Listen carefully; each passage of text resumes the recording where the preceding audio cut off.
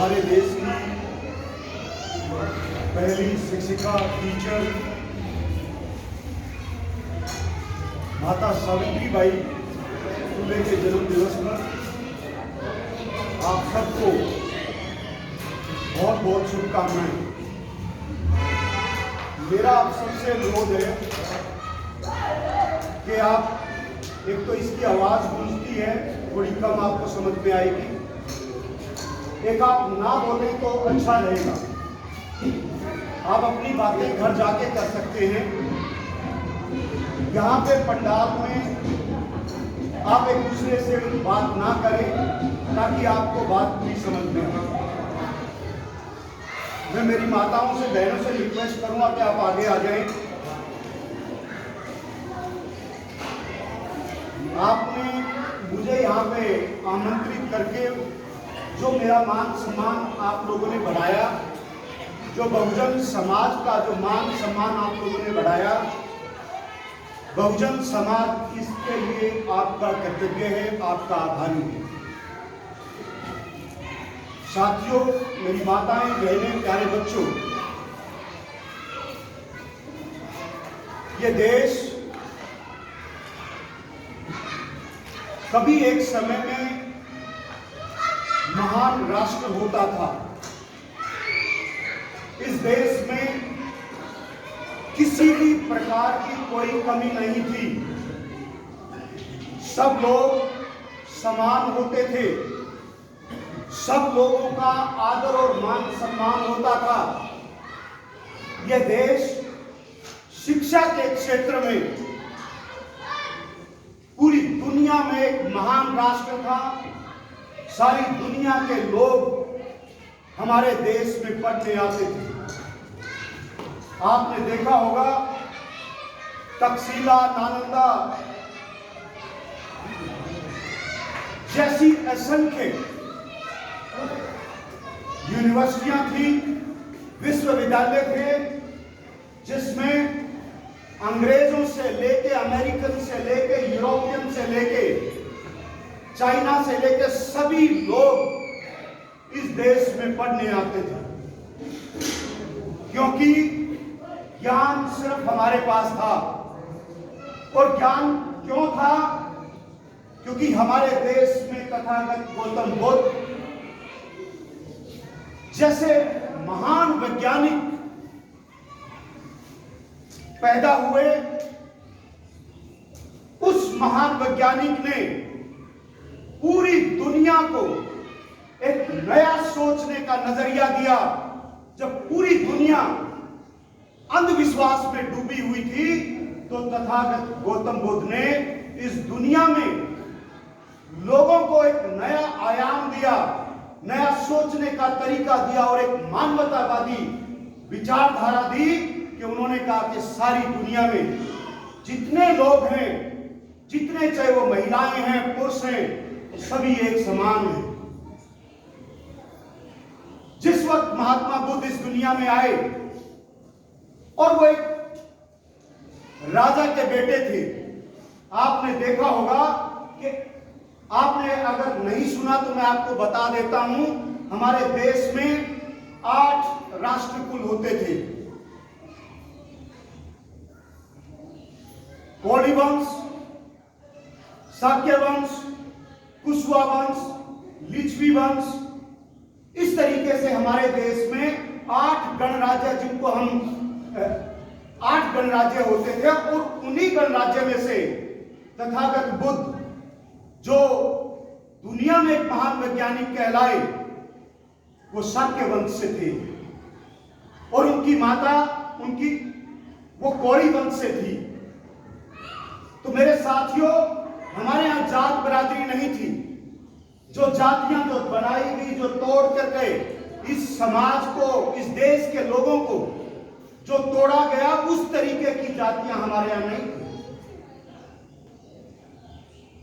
हमारे यहां लोग अपने अनुसार काम कर सकते थे, अपने अनुसार काम को छोड़ सकते थे, कि जिसको जो अच्छा लगता था वैसा ही काम हम लोग पकड़ सकते थे, वैसा ही काम हम लोग कर सकते थे। हमारे देश में मूलतः तरीके के लोग होते थे, वो जातियां नहीं थी।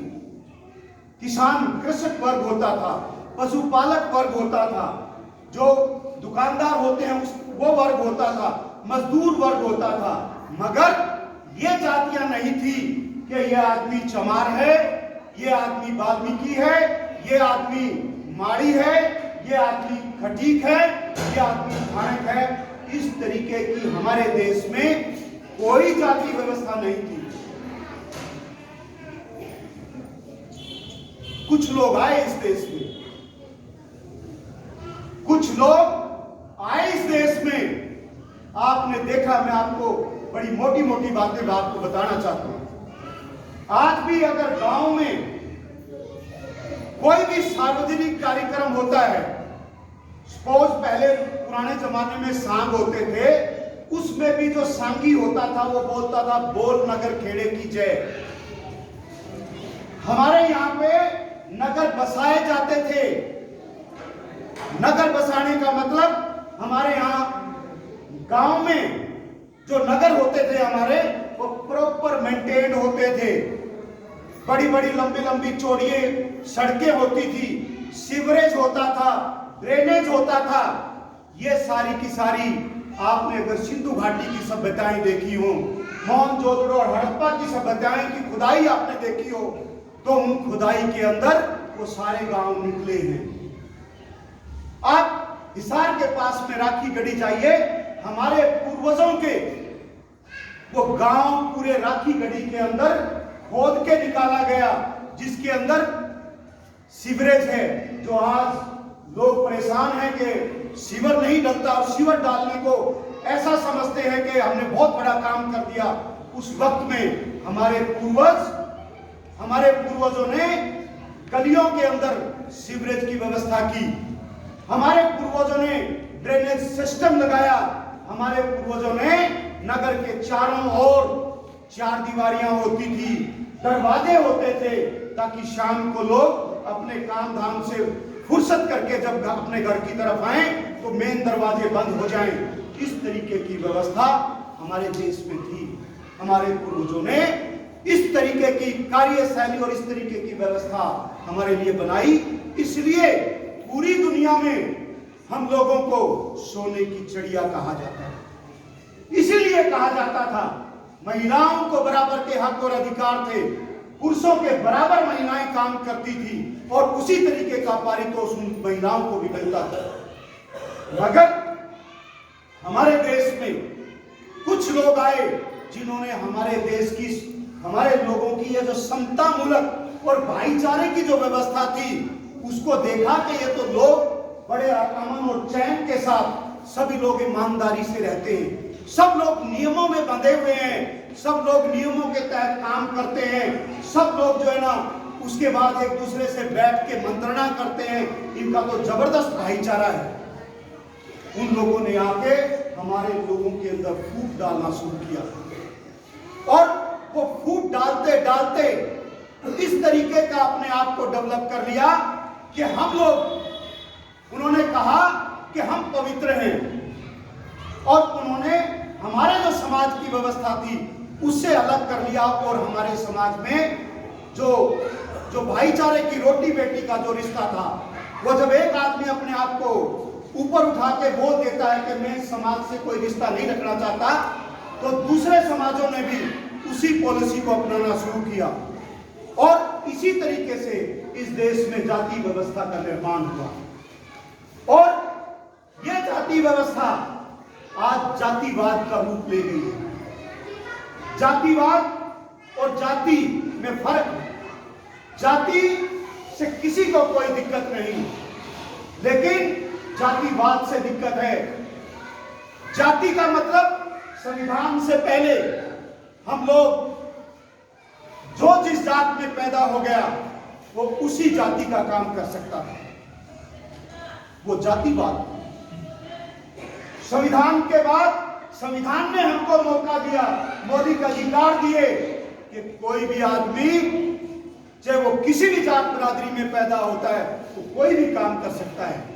आज आप देखते हैं कि लोग किसी भी काम को कर सकते हैं और किसी भी काम को छोड़ सकते हैं। ये व्यवस्था हमको भारतीय संविधान में दी। साथियों, माता सावित्रीबाई फूले 9 साल की थी जब वो उनकी शादी हमारे पिता, इस देश के पिता में ज्योतिबा फूले के साथ हुई। 9 साल की बच्चियां यहां बैठी हैं। आप विश्वास करके देखिए, 9 साल की बच्ची और ज्योतिबा फूले 12 साल के थे जब उनकी शादी हुई। चलो, वो उस टाइम की व्यवस्था थी कि उस समय में कम एज के अंदर शादियां करते थे। ज्योतिबा फूले को उनका जो काम था वो फल फूल सब्जियां इस तरीके का उनका काम था। और ये सभी लोग शूद्र श्रेणी में, आज के या उस वक्त के लोगों द्वारा जिस तरीके से समाज की संरचना की गई, ये शूद्र श्रेणी के लोग हैं। शूद्र श्रेणी का मतलब इस देश में 6743 जो जातियां, जो जाति के अनुसार जिनको बांटा गया, वो 6743 जातियां, वो 6743 लोग हैं। उनमें से एक ज्योतिबा फूले जी थे। और जब ज्योतिबा फूले जी अपने एक मित्र की किसी शादी में गए तो उनको इसलिए उसका बहिष्कार कर दिया कि एक माड़ी कैसे एक सवर्ण समाज की शादी में कैसे जा सकता है।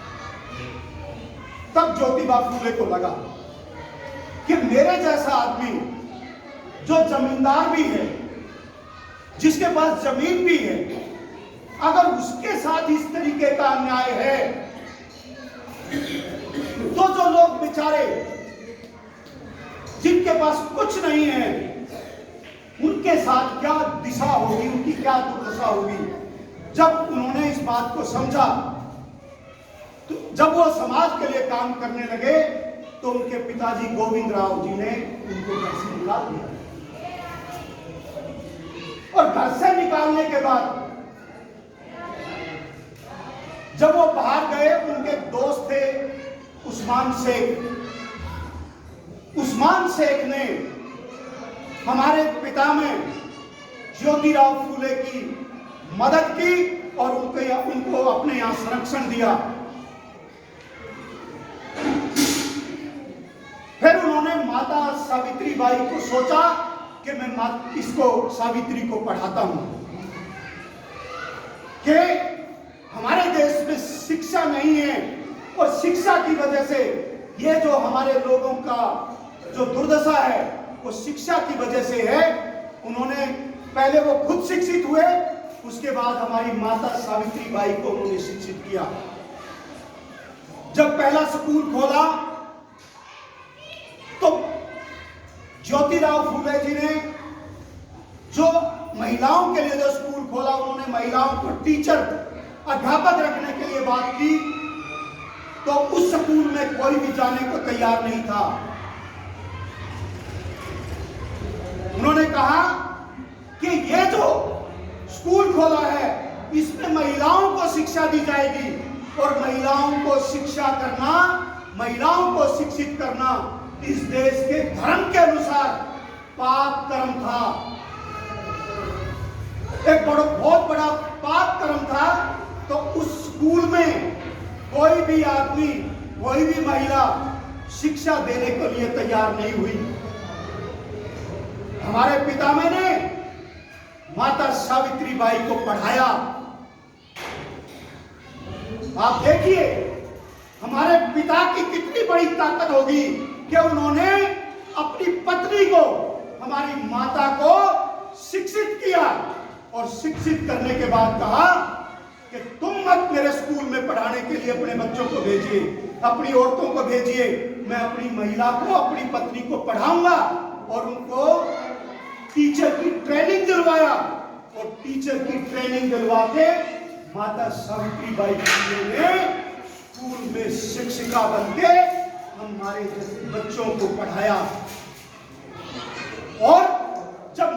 सावित्रीबाई जब पढ़ाने के लिए जाती थी, आपने सुना होगा, पढ़ा होगा कि माताजी 2 साड़ियां लेके जाती थी, 2, क्योंकि उस वक्त के पाखंडी लोग, उस वक्त के मनवादी लोग हमारी माता के ऊपर कीचड़ फेंकते थे।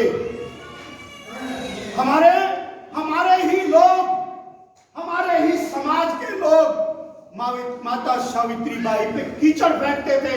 वो ये कहते थे कि ये शास्त्रों के अनुसार काम नहीं कर रही, महिलाओं को शिक्षा का अधिकार नहीं है, और ये महिलाओं को शिक्षित कर रही है, ये शास्त्र अनुसार नहीं है, ये धर्म विरोधी है। और माता के ऊपर उस वक्त के पाखंडियों ने हमारी माता के ऊपर कीचड़ फेंका, डले फेंके, ईंट फेंकी, पत्थर फेंके, फिर भी हमारी माता कस से मस नहीं हुई। और यही आज परिणाम है। बाबा साहब अंबेडकर उसी वजह से पढ़ पाए। अगर ज्योतिबा फूले और माता सावित्रीबाई फूले वो संघर्ष ना करते तो हमको बाबा साहब जैसा शिक्षित इंसान, शिक्षित महापुरुष नहीं मिलता। और वैसा शिक्षित अगर महापुरुष नहीं मिलता तो हम लोग आज जो हम टाई कोट पैंट, बड़ी बड़ी गाड़ियों में, अच्छे अच्छे महलों में अच्छे तरीके से मान और सम्मान पाते हैं, हम लोगों को इस देश दुनिया में कोई मान और सम्मान ना होता। मेरे साथियों, मेरी माताएं, मेरी बहनें, मैं आप लोगों से अनुरोध करना चाहता हूं। माता सावित्रीबाई फूले ने, आप दुनिया भर की माताओं को पूजती होंगी, आप दुनिया भर की माताओं को पूजती होंगी, मगर उनको जानती नहीं, मानती हैं उनको, जानती नहीं। आपके आसपास जितनी माताओं की तस्वीरें, फोटो आपके घर में लगी है, क्या आप उनको जानती हैं? कोई हाथ खड़ा करके बताए कि मैं उनको जानती हूं। मेरा आप लोगों से अनुरोध है कि आप माता सावित्रीबाई फूले को जानिए। जानोगे तब जब उनको पढ़ोगे, और पढ़ोगे तो आप उनको मानेंगे, क्योंकि उस माता ने, जो आज हमारी बच्चियां स्कूल जाती हैं, ये उनकी कृपा से है, उनके संघर्ष से है। जो हम लोग स्कूलों में गए, हमारे बच्चे स्कूलों में जाते हैं, ये उनके संघर्ष का परिणाम है। आप लोग एक बार माता सावित्रीबाई को जरूर पढ़ें। जब आप पढ़ेंगे तो आपको लगेगा कि मेरी असली माँ है, यही मेरी माँ है। जन्म देना, जन्म देने के बाद विचारों की जरूरत होती है, और विचार हमको ज्योतिबा फूले और माता सावित्रीबाई फूले ने दिए। जब ज्योतिबा फूले जी ने अंग्रेजों के सामने रखा, यह आप लोगों के सुनने और समझने की जरूरत है। ज्योतिबा फूले जी ने जब अंग्रेजों के सामने रखा कि हमारे लोगों को शिक्षा, हमारे लोगों को शिक्षा का आप लोग अपने यहाँ पे बिल पास करिए, अंग्रेजों ने बिल पास कर दिया कि इस देश के लोगों को शिक्षित किया जाए। लेकिन हमारे लोग तो अशिक्षित थे, वो शिक्षा कैसे ग्रहण कर सकते थे? उस वक्त के मनवादी लोगों ने उस बिल का फायदा उठा के स्कूल तो खोले अंग्रेजों ने, मगर अपने ही बच्चों को स्कूल में एडमिशन कराया। जो सवर्ण समाज के लोग हैं, उन्होंने अपने ही परिवारों के बच्चों का एडमिशन स्कूलों में कराया। और जो ज्योतिबा फूले जी ने हैमिल्टन कमीशन के सामने जब अपनी बात रखी कि आपने स्कूल तो खुलवाए हमारे लिए, मगर ये स्कूलों में हमारे लोग नहीं हैं, इन स्कूलों में जिनके लिए ये स्कूल खोले वो लोग नहीं हैं इन स्कूलों में। हैमिल्टन कमीशन को लेके हमारे पिता ने जब स्कूलों का निरीक्षण करवाया तो पाया कि हाँ, हकीकत में इस देश के 90% लोग आज भी अशिक्षित हैं, और इस देश में उनको स्कूलों तक नहीं आने दिया गया। हमारे पिता ने अंग्रेजों से बात करके उन्होंने कहा कि हमारे लोगों को स्कूल में जाने का आप लोगों ने प्रोविजन तो किया, मगर ये लोग पाखंडी मनुवादी लोग हमारे बच्चों को स्कूल में नहीं जाने देते। तो मिल्टन कमीशन के सामने जब ये रिपोर्ट रखी, अंग्रेजों ने फिर उसके ऊपर वाच करके हमारे लोगों को स्कूल में जाना शुरू किया। आपने देखा कि ज्योतिबा फूले के बाद हमारे बाबा साहब आए और बाबा साहब को भी क्लास के बाहर जूतों में बिठाते थे और ये कहते थे कि तुम पढ़ सकते हो तो बाहर बैठ के पढ़ लो। और हमारे बाबा साहब अम्बेडकर ने बाहर बैठ के ही पढ़े और उसके बाद दुनिया की टॉप यूनिवर्सिटीज में बाबा Saheb Ambedkar Colombia, England, Germany, ऐसे ऐसे देशों में पढ़े। जब बाबा साहब अम्बेडकर ने यह इच्छा जाहिर की कि मुझे संस्कृत पढ़नी है, तो यहां के मनुवादियों ने कहा कि एक शूद्र आदमी, अति शूद्र अछूत कैसे संस्कृत पढ़ सकता है। उन पर रोक लगा दी गई और बाबा साहब अम्बेडकर ने जर्मनी से जाके संस्कृत में पीएचडी किया और संस्कृत में पीएचडी करके इनके सारे धर्मशास्त्रों को खंगाला और यह पाया कि हमारी गुलामी इनके धर्मशास्त्रों में लिखी हुई है।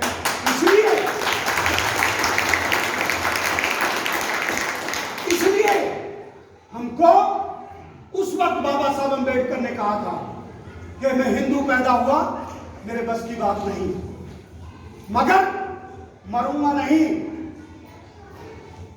और अंत में बाबा साहब अम्बेडकर ने जो अपनी प्रतिज्ञा की थी उसको निभाया। उन्होंने कहा, उस वक्त जब उन्होंने प्रतिज्ञा की तो बहुत बड़े मठाधीश शंकराचार्य सिखों के, मुसलमानों के उनके पास आए कि बाबा साहब ये क्यों कर रहे हो।